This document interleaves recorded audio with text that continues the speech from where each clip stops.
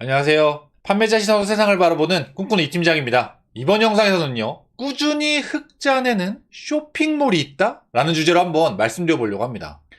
이커머스 시장에서요, 쇼핑 플랫폼 중에 흑자를 내는 회사가 여러분들 기억나시는 회사가 있나요? 사실 이커머스 시장에서 흑자 내는 회사는 그렇게 많지 않습니다. 정말 찾기가 힘들 정도예요. 예를 들면 요새 이제 치킨 게임에서 승리한 쿠팡 정도, 네이버 정도. 네이버는 사실 어떻게 쇼핑 플랫폼이라고 명확하게 얘기하기엔 쉽지 않죠. 왜냐하면 검색 포탈 요 기반이 있기 때문에 그것 때문에 사실 네이버를 명확히 쇼핑 플랫폼이라고 하기 힘드니까 지금 치킨 게임에 승리한 쿠팡 정도가 보여요. 마켓컬리 엄청나게 적자죠. 오늘의 집 적자 투성이죠. 11번가 적자죠. G마켓 옥션 예전에는 10년간 흑자를 했을지 모르지만 최근 3년 내 계속 꾸준히 적자를 내고 있습니다. 그 적자폭이 커지고 있고요. SSD닷컴도 계속 적자를 내고 있어요. 그러니까 우리가 흔히 알고 있는 이커머스 쇼핑 플랫폼 중에서 흑자 내는 회사는 진짜 손에 꼽습니다. 쿠팡, 그리고 무신사 정도? 요 정도 기억이 나네요. 그런데 작지만 꾸준히 조용히 흑자를 계속 내고 있는 쇼핑 플랫폼이 또 하나 있습니다.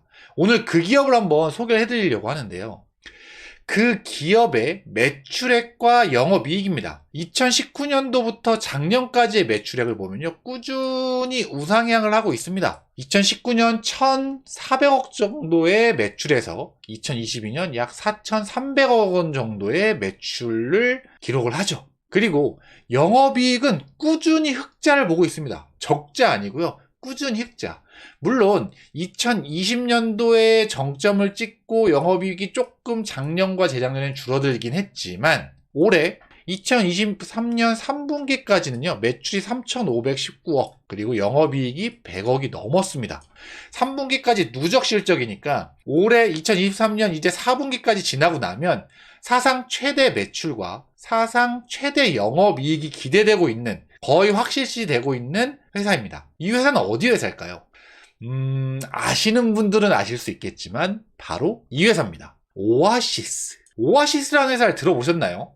이 오아시스는요, 마켓컬리와 라이벌 정도라고 보시면 될 것 같습니다. 그런데 마켓컬리와 라이벌이라고 하기엔 좀 느낌이 많이 다르죠.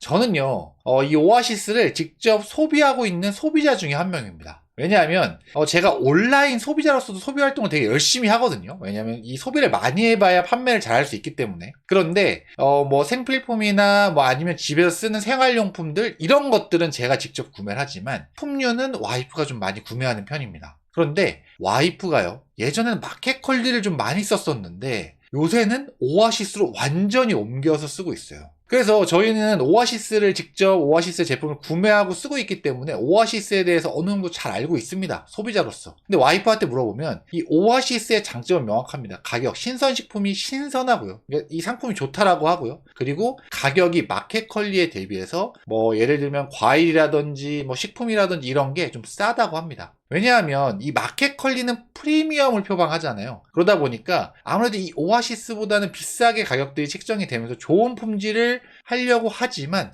실제 가격이 저렴하면서 오아시스가 품질도 좋다라는 평입니다. 물론 이거는 제 와이프의 어떤 개인적인 소비자 입장일 수 있습니다. 그런데 어쨌든 제가 제 사례를 말씀드리는 건 오아시스를 쓰시는 분들은 쓴다. 그런데 모르시는 분들이 더 많아요. 왜냐하면 오아시스는 마켓컬리나 SSE.com처럼 광고를 많이 하지 않거든요.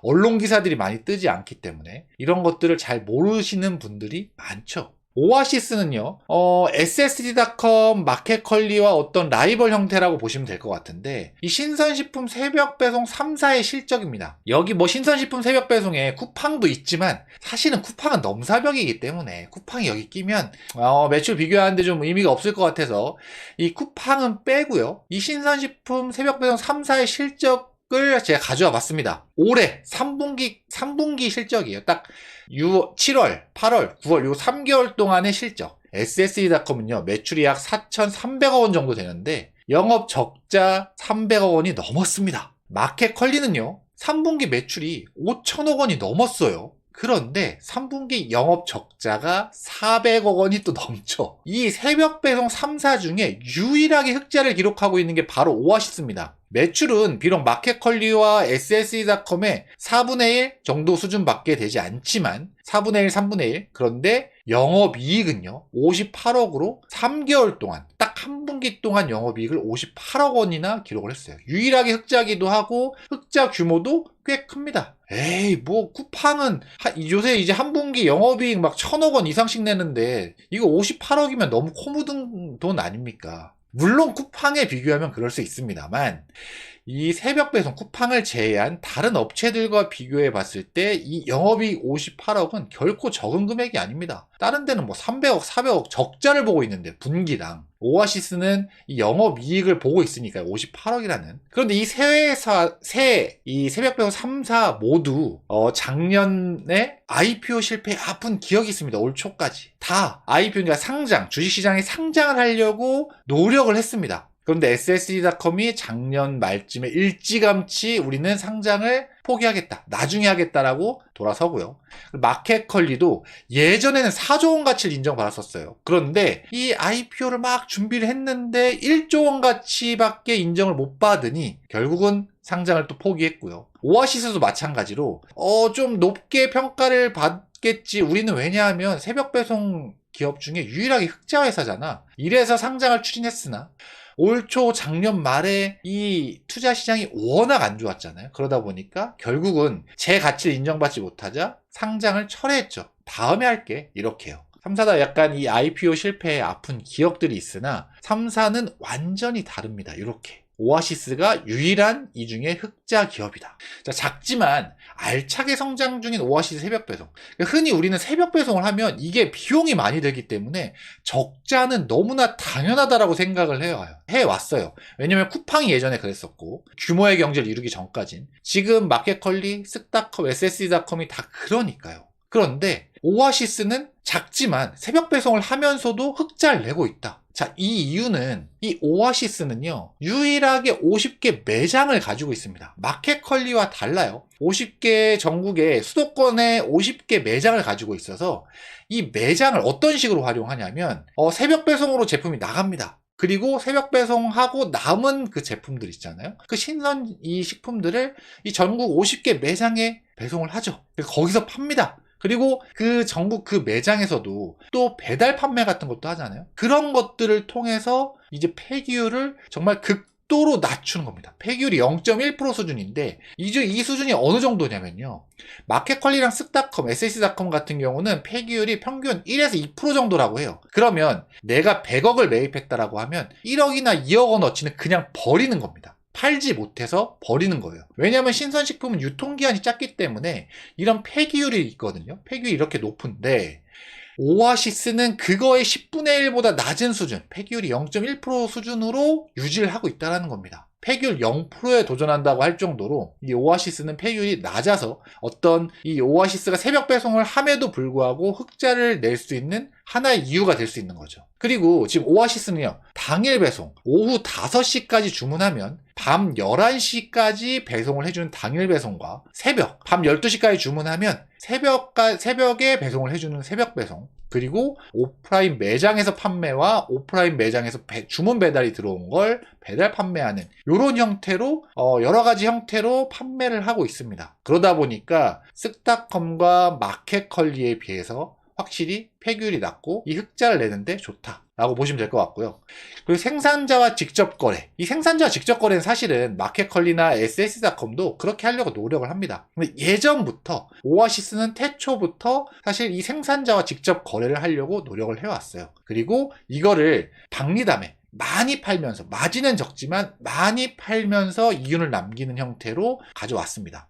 그러면서 여기는 가격으로 승부를 하지 광고로 승부하지 않았습니다. 마켓컬리, 쓱닷컴이 뭐 한 해당 500억 원 정도의 광고 선전비를 쓴다고 하면 이 오아시스는요 한 해에 광고비를 10억 정도밖에 쓰지 않을 정도로 이 광고비를 거의 쓰지 않았어요. 광고비를 거의 쓰지 않았는데 이렇게 오프라인 매장으로 홍보를 하면서 저렴한 신선식품, 저렴하고 괜찮은 퀄리티 좋은 신선식품을 판매하고 있다, 이렇게 홍보도 되고요. 대기업과 어떤 협업을 하면서 킴스클럽이랑 뭐 같이 오아시스 이런 마켓을 열면서 이렇게 광고비를 쓰지 않고 홍보를 하면서 어떤 흑자를 내는데 견인을 했다. 이 광고가 사실은 일반 우리가 그냥 쇼핑 플랫폼이라고 하면 광고를 무조건적으로 엄청나게 해야 된다라고 생각을 하잖아요. 그런데 오아시스는 그렇지 않았다는 거죠. 시작부터요. 그러니까 오아시스는 돈을 벌 줄 아는 회사입니다. 저는 그러니까 마켓컬리라든지 뭐 아니면 어떤 스타트업 돈을 벌지 못하고